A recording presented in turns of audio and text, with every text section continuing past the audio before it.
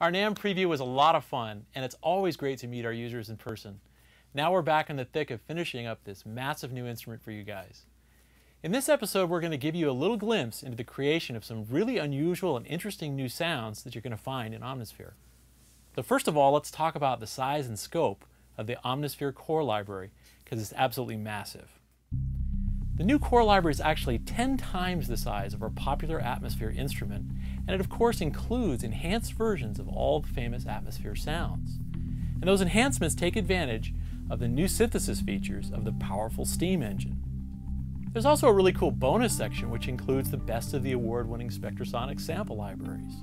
But the most interesting thing about the Omnisphere core library are the areas where we've come up with some brand new concepts in sound development. In this episode, we're going to talk about one of these new approaches that we're super excited about, which we call psychoacoustic sampling. But before we get into what psychoacoustic sampling actually is, let's start by learning a little bit about the amazing field of psychoacoustics. Psychoacoustics is the study of the perception of sound. When you hear something, it arrives at your ear as a mechanical sound wave traveling through the air, but within your ear, it's transformed into neural impulses, which then travel to your brain where they're perceived. So both the ear and the brain are involved in the listening experience. The brain's really good at focusing in on certain things. It can even fill in missing frequencies that aren't actually there. Psychoacoustic principles are applied in many different areas, from audio encoding and speaker design to music psychology. It also applies to orchestration and mixing. By masking certain frequencies, other frequencies can be enhanced.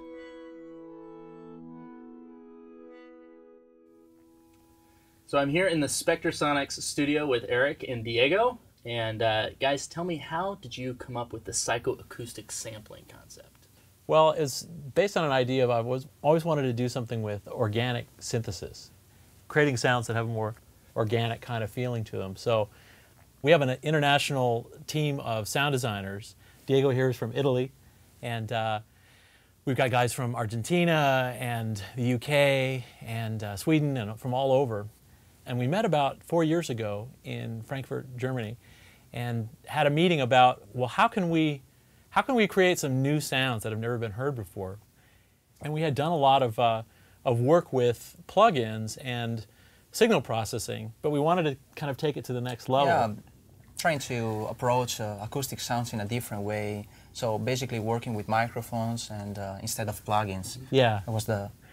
We had a rule for ourselves, like, no plugins allowed, yeah. no synthesizers. You have to create all the sounds and all the stuff just with acoustic means.